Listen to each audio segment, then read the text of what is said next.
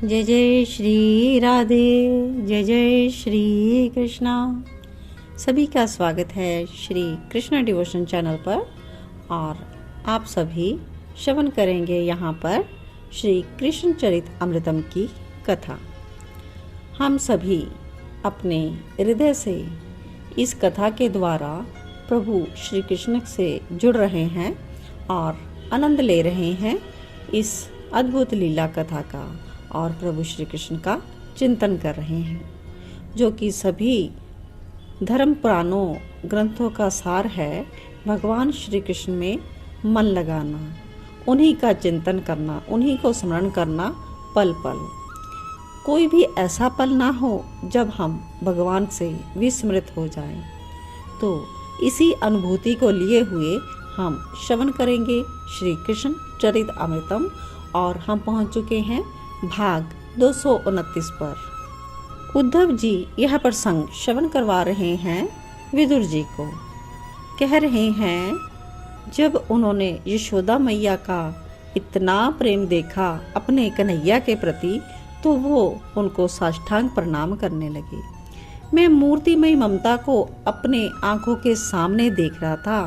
वो बैठी थी दधि मंथन करने, वो बीच बीच में हंसती थी, अपने लाला के किसी लीला का चिंतन करते हुए।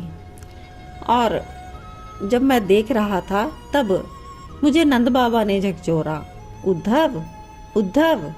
जब मैंने देखा बाबा की ओर तो नंद बाबा बोले, ब्रह्म मुहूर्त का समय होने वाला है, क्या यमुना स्नान के लिए तुम चलोगे? तो मैंने वात्सल्य की साकार मूर्ति की ओर देखा। फिर बाबा से मैं बोला, आप जाइए, मैं स्वयं स्नान के लिए चला जाऊंगा। बाबा जब उठे यमुना जाने के लिए तो मैया झुंझला के बोली, सुनिए, लाला को मत उठाइएगा, उसे सोने दीजिए। दिन भर खेलता रहता है, रात में थोड़ी देर ही तो सो पाता है, उसमें भी ये ब्रह्म मुहूर्त। जब आप ऐसा करके उसे जगा देते हैं, फिर तो बालक ही है, वो जिद करता है, मैं भी जाऊंगा, मैं भी जाऊंगा। बाबा ने मेरी ओर देखा, उनके नेत्र फिर से भर आए, पर उन्होंने बहने नहीं दिए और कह दिया, अच्छा। मेरे सिर पर हाथ रखते हुए वो महामनानंद बाबा यमुना स्नान के लिए चले गए। विदुर जी से कह रहे हैं, उद्धव जी, तात वसुदेव और नंद बाबा में बहुत अंतर था, देवकी और मैया यशोदा में बहुत अंतर था। वसुदेव जी के चरण भी जब छूते थे ना श्री कृष्ण, तो मैंने उनके मुखमंडल में संकोच सा देखा था, और देवकी माता के चरण जब छूते थे तो वो भी संकोच करती थी। ये बात अब मैं समझ पा रहा हूँ। कारण ये था कि पिता वसुदेव ने चतुर्भुज के रूप में श्री कृष्ण को कारागार में देखा था, माता देवकी भी साथ थी, इसलिए श्री कृष्ण भगवान हैं, ये बात वसुदेव और देवकी मानते हैं, और मथुरावासी भी मानते हैं यही बात। पर यहाँ की स्थिति अलग है। यहाँ मैया यशोदा भगवान तो क्या, सुकोमल बालक के सिवा और कुछ भी मानने को राजी ही नहीं है। तात यहाँ पर माधुर्य का सागर लहरा रहा था। मैं बात कर रहा था ऐश्वर्य पूर्ण श्री कृष्ण की। यहाँ किसकी समझ में आती मेरी बातें? मैं श्री कृष्ण को भगवान मानकर बोल रहा था, और यहाँ उसे लाला, कान्हा, कन्हाई यही सब कह रहे थे। सभी यही सब मानते हैं। मैया यशोदा की हंसी ने मुझे फिर से जगाया। मैं तो खो ही गया था। पता है, वो कहती हैं, पता है, एक दिन मैं दधि मंथन कर रही थी, तब लाला आ गया, मेरी मथानी पकड़कर बोला, माखन दो।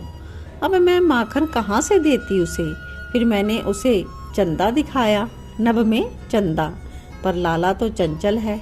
अब वो कहने लगा, चंदा दे। ये कहते हुए मैया हंस रही है। ओहो, उनका हंसना। फिर मैया ने कहा कि मैंने तुझे बहू ला दूंगी, तेरे जैसी छोटी सी। अब वो और भी मचल गया, कहने लगा, बहू दे। अभी दे। मैंने उसे लाख समझाया पर माना नहीं।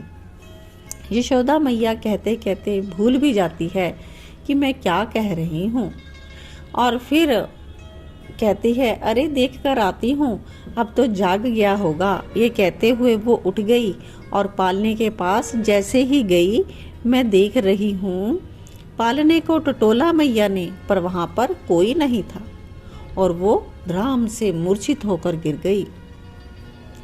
उद्धव, आज भी मुझे यह दिखाई नहीं दे रहा मेरा लाला। उन्होंने ऐसा कहा। जब उन्हें कुछ देर बाद होश आया तो वो झटपट उठकर अपने को संभालते हुए बैठ गई और उनके वक्ष से दूध की धार बह चली थी। मूर्छा के समय लाला ने आकर दुग्ध का पान किया होगा। अब बहने की बारी थी नेत्रों की, तो वो बह चली।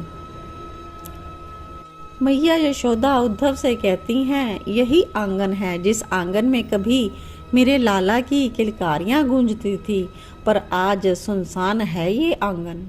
एक दिन यहीं इसी आंगन में माखन रोटी खा रहा था मेरा लाला, ठुमक ठुमक कर नाच भी रहा था। तभी एक काक आया और लाला के हाथों से माखन रोटी लेकर उड़ गया। वो तो बहुत रोया उस दिन। मैंने कहा दूसरी रोटी ले ले, माखन ले ले, पर नहीं, उसे तो काक के ऊपर ही गुस्सा आ रहा था। उस दिन की बात मैं भूल नहीं सकती। उस दिन उद्धव बस ऐसा कहती है, मैया बातें करती है और फिर हिलकियों से रोना शुरू हो जाता है। उस दिन उद्धव एक मटकी के लिए मैंने अपने लाला को उखल से बांध दिया। यही हाथ थे और अपने हाथों को पत्थर पर मारने लगी मैया। उद्धव इसलिए वो मथुरा चला गया, अब शायद वो नहीं आएगा। पर उद्धव उसको कहना, मैया तुझे अब नहीं मारेगी, कसम खाती हूँ, मैं अब कभी नहीं मारूंगी अपने लाला को। पूरे वृंदावन की मटकी चाहे फोड़ दे, सब गोपियों की मटकी फोड़ दे, पर लाला आ जा लाला। ये कहते हुए मैया फिर से रोने लगी। मैं बहुत ही हैरान चकित था और मैया यशोदा को संभालने के लिए सेविकाएं आ गई और मैं उन मूर्तिमयी ममता के चरणों में वंदन किए यहाँ पर उनको निहार रहा हूँ। अर्ण उदय होने वाला था। नंद बाबा यमुना स्नान करके आ गए। मैंने फिर कहा बाबा से, मैं भी स्नान संध्या इत्यादि करके आता हूँ।